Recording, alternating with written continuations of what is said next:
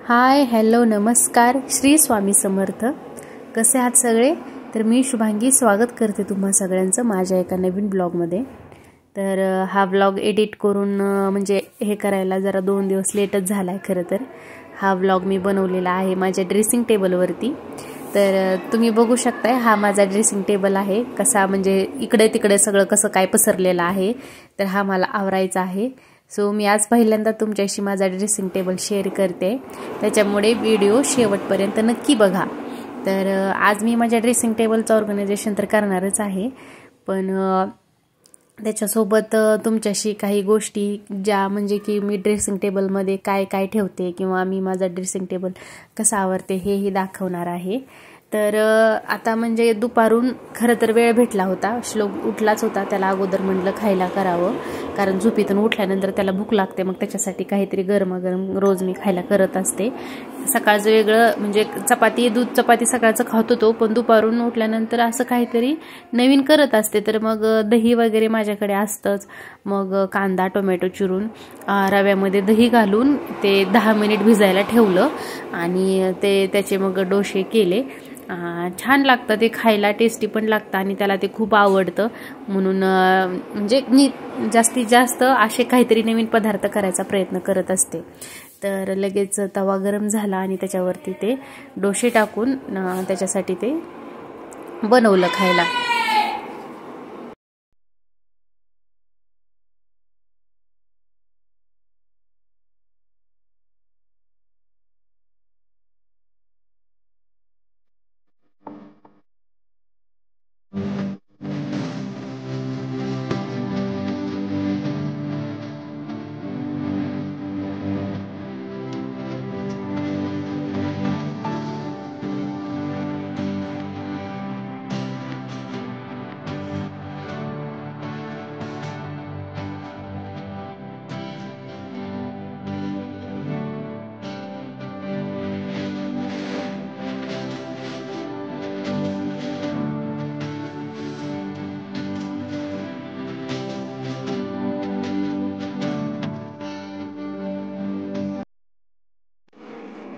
तर असा हा माझा ड्रेसिंग टेबल आहे. ड्रेसिंग टेबल म्हणजे कसं आपला लेडीजचा आवडीचा विषय, म्हणजे लेडीजचा फेवरेट सब्जेक्ट असतो तो. कारण आपल्या सगळ्या मेकअपच्या वस्तू, आपल्या ज्वेलरी, आपले जे काही मेकअपचं सामान असेल तर सगळं ह्याच्यामध्ये आपण ठेवलेलं असतं. माझं शक्यतो कसं आहे माहिती आहे का, मी जास्त ज्वेलरी किंवा माझे मेकअपचे जास्त जे आहेत ते सामान मी जास्त नाही ठेवत. कारण तुम्हाला सांगितल्याप्रमाणे मी घरीच पार्लरचं करते ना, तर माझे मी पार्लरचे जे प्रोडक्ट्स आहेत ना ते जास्त त्याच्यामध्ये असतात. तर कसं होतं, ते कोणी आलं काही केलं ना ते तसंच रिटर्न ठेवलं जातं आणि ते परत आवरलं जात नाही.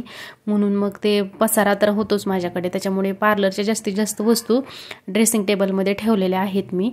आणि तो मला 15 दिवसाला म्हणजे आता जरी मी आवरला ना तर 8 दिवसांनी परत तो विखरलेलाच असणार आहे, पण ते आवरावं तर लागतंच. आणि ड्रेसिंग टेबल जो इकडे तिकडे पसरलेला सामान असतं ना, त्याचा दुसरा गोष्ट म्हणजे की श्लोक जो आहे ना तो काय करतो, त्याच्या वरती चढतो आणि त्याला जे काय पाहिजे असेल तो घेतो आणि त्याचा पसारा तर करतोच तो. मला तर हा सारखाच आवरावा लागतो, पण म्हटलं आज तुमच्याशी माझा ड्रेसिंग टेबल शेअर करावा. तर ड्रेसिंग टेबल आवरल्यानंतर छान दिसतो, पण तो सामान पसरल्यानंतर कसा दिसतो, खूप खराब दिसतो. तर माझा ड्रेसिंग टेबल आवरायचा होता मला. सगळं कोणी कस्टमर आलं की त्यांचं ते केल्यानंतर सगळं ते परत तसंच ठेवलं जातं, तर मग ते आवरावं तर लागतंच. ड्रेसिंग टेबलच्या शेजारी तुम्हाला माझं कपाट दिसत असेल, तर हे ना 3 कप्प्याचा कपाट आहे. कपाट आणि ड्रेसिंग टेबल हा जॉईंट आहे. 3चा सेट होता तो, पण गावाकडून आम्ही दुसरा जो कप्पा आहे या कपाटाचा तो दुसरा भाग आणलेला नाही, कारण खूप सारं फर्निचर ऑलरेडी आम्ही घेऊन आलेलो आहेत आणि मग ते खूपच जास्त होत होतं. गाडीमध्ये जागा पण नव्हती आणि एवढं म्हणजे जेवढं पाहिजे होतं तेवढं तरी घेऊन आलेलो आहोत आम्ही. तर हे बघा, ज्या काही छोट्या मोठ्या गोष्टी आहेत ना ती मी या बॉक्समध्ये सगळे ठेवलेले आहेत. पटकन मिळतं ना, म्हणून मग मी त्याच्यामध्ये ते ठेवलं. ड्रेसिंग टेबल पूर्ण आवरला. तर हा असा माझा ड्रेसिंग टेबल आहे. तर हा मोठा मिरर आहे माझ्या ड्रेसिंग टेबलला, वरून खालपर्यंत खूप असा मोठा मिरर आहे आणि त्याच्या खाली पण कप्पे आहेत. त्याच्या खालच्या कप्प्यामध्ये मी शक्यतो काही ठेवत नाही, कारण काय होतं श्लोक म्हणजे काहीच ठेवत नाही त्याच्यामध्ये. तर चला मी तुम्हाला आतमधून मी कसा आवरला आहे ते दाखवते. तर हे बघा, वरच्या कप्प्यामध्ये जे काय आपले डेली यूजचे प्रोडक्ट्स असतात, म्हणजे की पावडर, तेल आणि ह्याच्यामध्ये माझे वेगवेगळ्या प्रकारचे हेअरस्टाईलचे कंगवे किंवा हेअरकटचे कात्री किंवा जे इकडे लागणार आहे आपल्याला ते सगळं साहित्य मी इथं वरच्या कप्प्यामध्ये ठेवलेलं आहे. त्याच्यानंतर त्याच्या खालच्या कप्प्यामध्ये माझं जे पार्लरसाठी लागणारं साहित्य असतं ते म्हणजे की वॅक्स किंवा तुम्हाला दिसतच असेल छोटा पाऊच जो आहे ना, तो त्याच्यामध्ये माझं मेकअपचं साहित्य आहे, जे की मी कधी इमर्जन्सी लगेच पटकन करायचं असेल तर ते पटकन तिथे मिळून जातं म्हणून ते तिथे ठेवलेलं आहे. त्याच्यानंतर खालच्या कप्प्यामध्ये तुम्हाला दिसत असेल फेशियलचे किट आहेत, परत जे काय माझ्या हेअरकटला लागणारं सगळं साहित्य आहे आणि त्याच्यानंतर तिथं मी ड्रायर पण ठेवलेला आहे. तिथं खाली असं म्हणजे माझं पार्लरचं सगळं सामान मी ड्रेसिंग टेबलमध्ये ठेवलेलं आहे. माझी ज्वेलरी आणि अजून माझे मेकअपचे जे दुसरे साहित्य आहे ते मी माझ्या दुसऱ्या कपाटामध्ये पर्समध्ये ठेवलेले आहेत. तेही तुम्हाला मी पुढे व्लॉगमध्ये म्हणजे पुढच्या नंतरच्या ब्लॉगमध्ये मी तुम्हाला दाखवेलच. तर इथे बघू शकताय तुम्ही, याला खाली पण कप्पा आहे.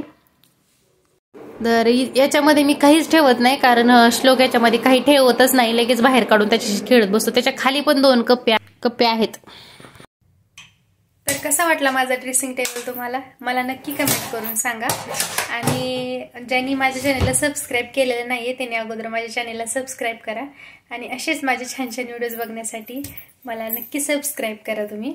आणि मला कमेंट करून सांगा माझा व्हिडिओ कसा वाटला. तर आजचा व्हिडिओ मी इथं संपवते. नेहमी खुश राहा, आनंदी राहा आणि माझे व्हिडिओज बघत राहा. काय रे बाळा, चला बाय बाय करा. या बाय बाय करा सगळ्यांना. Bye bye